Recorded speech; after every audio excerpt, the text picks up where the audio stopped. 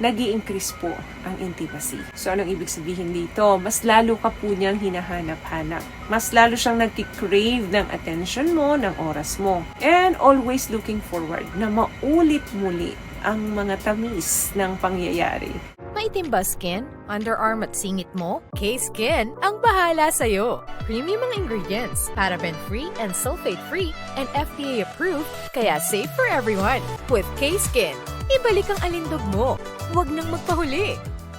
Hi guys! Welcome back to our channel. Kamusta po kayong lahat? Sana ay nasa mabuti po kayo. At sa mga hindi po nakakakilala sa akin, my name is Cheryl Ting. At kung bago lang po kayo sa channel na to, pwede po pong makingi ng isang favor to please consider to subscribe dito po sa ating channel. And also, huwag niyo na rin po sanang kalimutan i-like and i-follow ang ating Facebook page official and also ang ating TikTok account, Cheryl Ting. Maraming salamat po. And for today's video is another concerned video po. Ang sabi niya is, Miss Ting, I have question lang. What do girls feels after sex? Nawawala ba yung feelings nila or mas nagkaka-interest sila sa guy? Hope masagot po. Alam niyo po, after naming mga babae doon sa partner namin, marami pong emotions ang pumapasok sa isip namin. Including po dyan yung feelings ng closeness dun sa naka-S namin or dun sa partner namin. And also potential din po ito para sa mga negative emotions. May mga ibang babae po na pagkatapos nila makipag-S dun sa mga partner nila is mas nakakaramdam sila ng closeness. Dahil yan sa pag-release nila ng mga magagandang hormones like oxytocin, which is love hormone po. Yang hormones na po kasi yan is nagpo-promote ng bonding doon sa tao. However, may mga babae din pong nakaka-experience ng mga negative emotions. Kung familiar po kayo doon sa PCD or yung post-sex blues na tinatawag, involved po dyan yung feelings of sadness, irritability, anxiety, or even depression. Nandoon po yung guilt after nila makipag-S dun sa isang babae or dun sa isang lalaki. Yang emotions na po yan can be linked doon sa emotional fluctuations and possible na individual psychological factors. For example, nakaramdam siya ng pagsisisi kasi bakit niya binigay, sinabi niya na sa sarili niya na hindi niya nagagawin.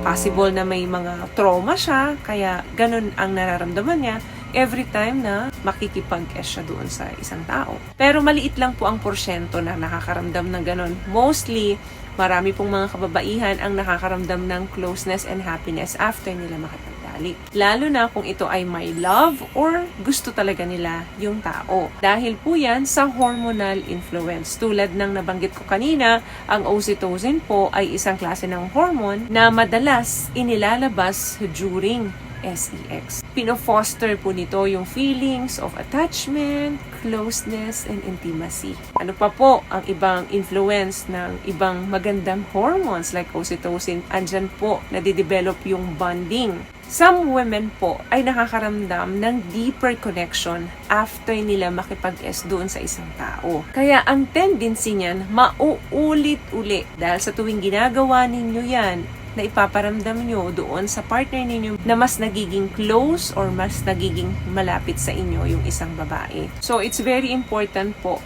between partners yan.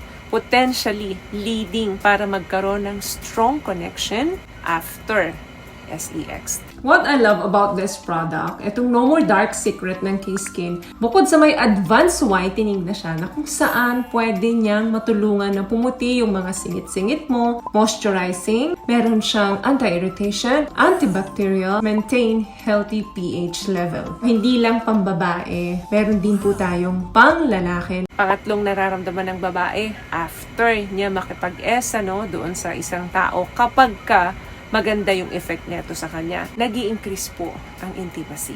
So, anong ibig sabihin dito? Mas lalo ka po niyang hinahanap-hanap. Mas lalo siyang nag-crave ng attention mo, ng oras mo. And always looking forward na maulit muli ang mga tamis ng pangyayari. Kaya kinakailangan na trabahuin talaga ng isang lalaki yan kung gusto niyang hanap-hanapin siya ng isang babae at balik-balikan siya nito. Yan po kung positive ang effect sa isang babae after. Pero kung negative naman po ang emotions na naramdaman ng babae, ito naman po ang mangyayari. Papasok dyan ang PCD or yung post-sex blues.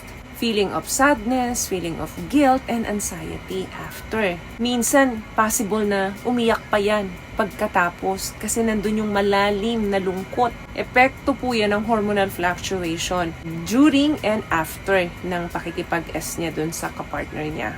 Fluctuation meaning po pabago-bago yung nararamdaman niya. Doon sa maikling period na yon, marami ng emotions yung nararamdaman niya. So napakalaking contribution po nito para sa negative emotion niya after S. Kaya it's very important po to communicate openly doon sa partner ninyo. Hindi yung pagkatapos ninyo iiwanan na lang ninyo yung mga partner ninyo, or kung hindi mo nyo man ito partner or tipong nag one night lang kayo, importanteng mapag-usapan nyo pa rin ito. Para alam din po ninyo kung ano yung naidulot nung pag-ES ninyo or pagtatalik ninyo doon sa isang tao. Pero kapag po ang nararamdaman ninyo is puro negative, sa tuwing gagawin ninyo ito, nagkakaroon kayo ng sadness, anxiety or depression, tapos tuloy-tuloy, paulit-ulit, severe na. Kumbaga, better na kumonsult po kayo sa mga professional or sa doctor, psychiatrist, psychology, para mabigyan po kayo ng magandang advice para ma-counsel po kayo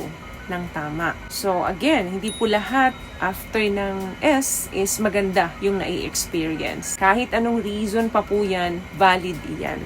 So again, communicate and communicate and communicate with your partner. May nakuha ka bang tips sa mga napag-usapan natin ngayon?